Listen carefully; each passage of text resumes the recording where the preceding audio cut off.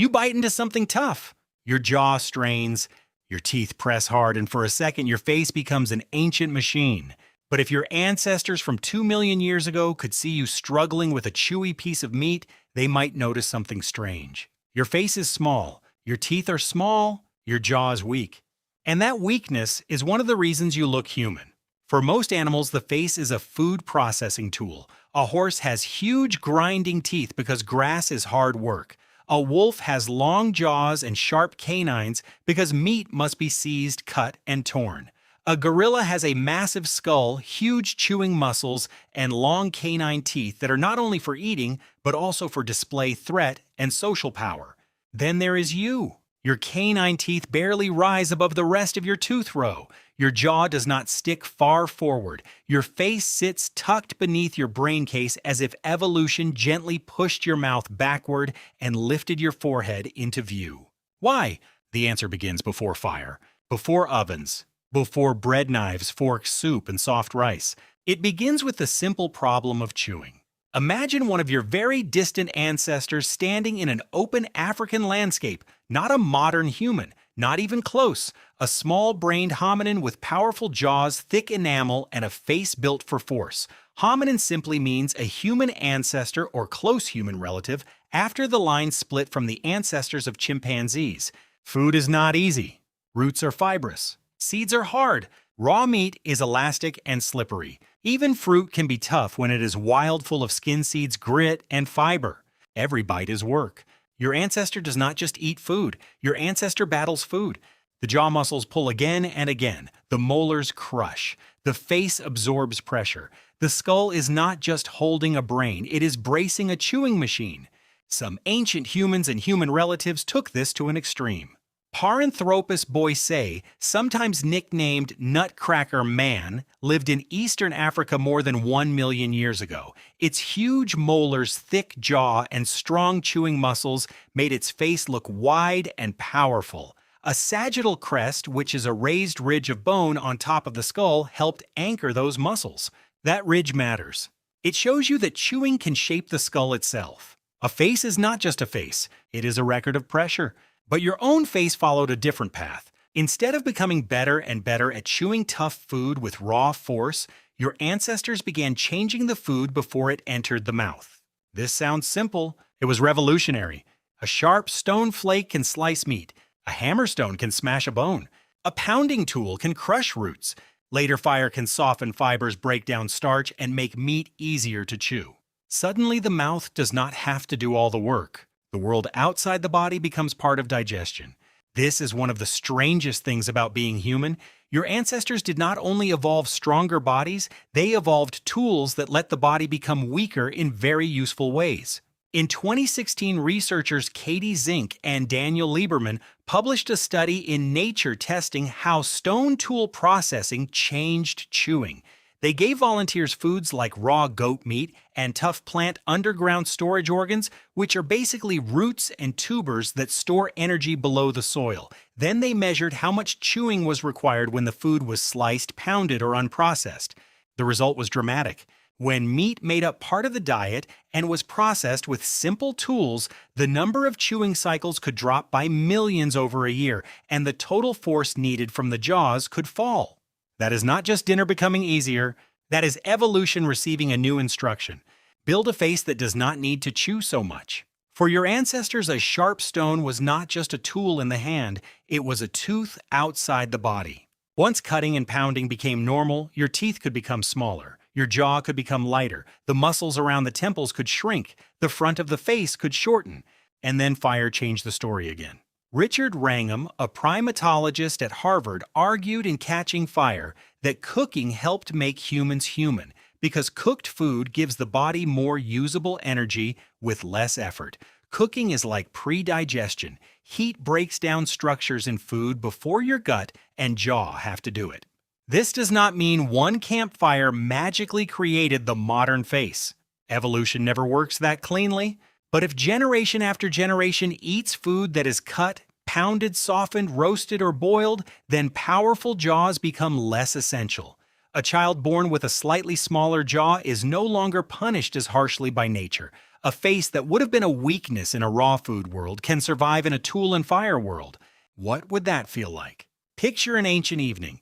The sky is orange. A small group sits near a fire. Someone holds a stone flake and slices strips of meat from a carcass. Someone else pounds roots against a flat rock. Children wait hungry, watching smoke rise into the dark. No one calls this technology. No one calls it evolution.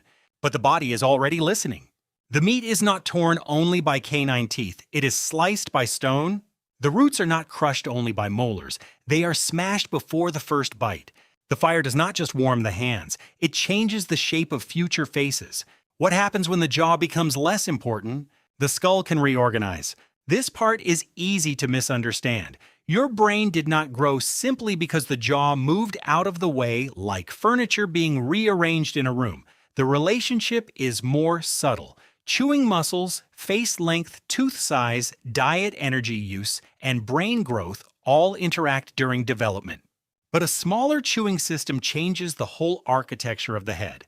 Large jaw muscles need large attachment areas. Big teeth need big jaws. Long jaws pull the face forward. Powerful chewing creates stress that the skull must resist. Reduce that pressure and the face can become shorter, flatter, and more tucked under the brain case.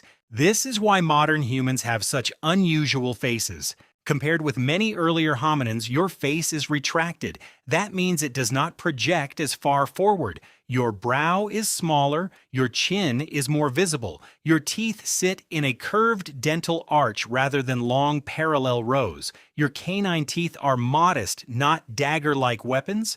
Even your smile is evolutionary evidence. A small canine may look ordinary in the mirror, but in primates, canines often carry social meaning.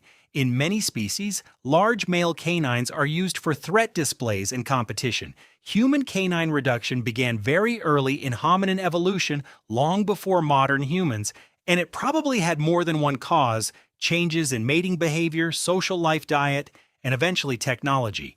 That is the important twist. Your smaller teeth are not just about eating softer food. They are also about becoming a different kind of primate. Your ancestors survived less by biting and more by cooperating, less by having weapons in the mouth and more by holding weapons in the hand, less by building a skull around chewing force and more by building a life around tools, fire learning, and social knowledge. This is where the brain enters the story. Brains are expensive. Not expensive like money, expensive like energy. Your brain burns a huge amount of fuel compared with its size. It needs glucose, oxygen, and constant support. In 1995, Leslie Aiello and Peter Wheeler proposed the expensive tissue hypothesis. A hypothesis is a scientific explanation that can be tested. Their idea was that as human brains grew, other costly body systems, especially the gut, may have changed too. A richer, easier-to-digest diet could help support a bigger brain without requiring the body to spend as much energy on processing tough food. This idea is debated and refined like all big scientific ideas, but the general point is powerful. Food changed the body because food changed energy. Tools and fire did not only make meals easier, they made calories more accessible. They helped your ancestors extract more value from each bite. And a body with better access to energy can afford new evolutionary experiments. A larger brain, a longer childhood, more learning, more planning. More dependence on culture.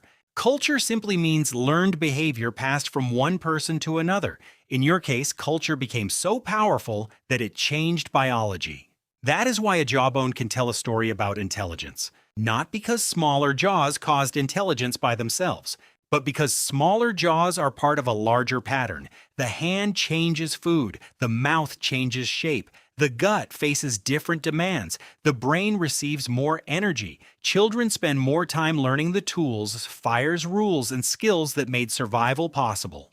Your face became a fossil of cooperation. Now look at your own mouth. Your wisdom teeth may not fit, your teeth may crowd, your jaw may be too small for the dental plan inherited from deeper ancestors. Orthodontists see this every day, even if they do not always describe it as prehistory. Modern food is softer than anything your ancient ancestors knew.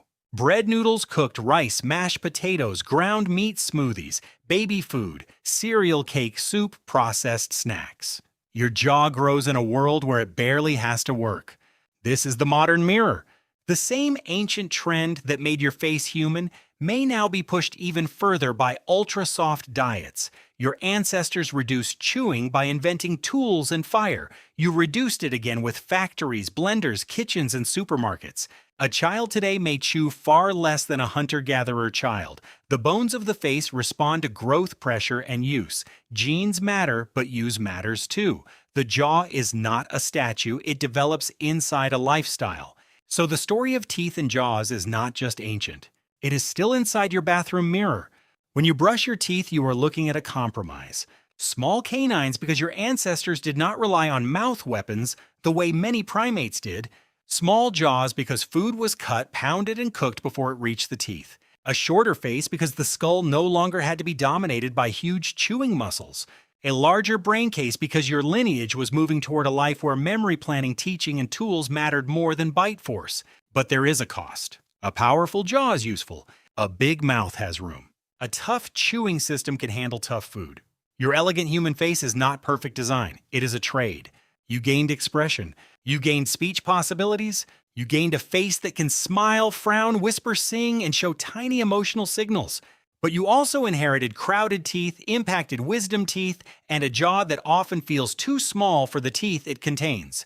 Evolution did not create a finished product. It created you, a creature whose body still carries the marks of stone tools, campfires, raw meat, cooked roots, shrinking canines, and growing brains. So the next time you bite into something tough, pay attention. Your jaw will strain. Your teeth will press hard. And for a second, your face will remember the ancient machine it used to be.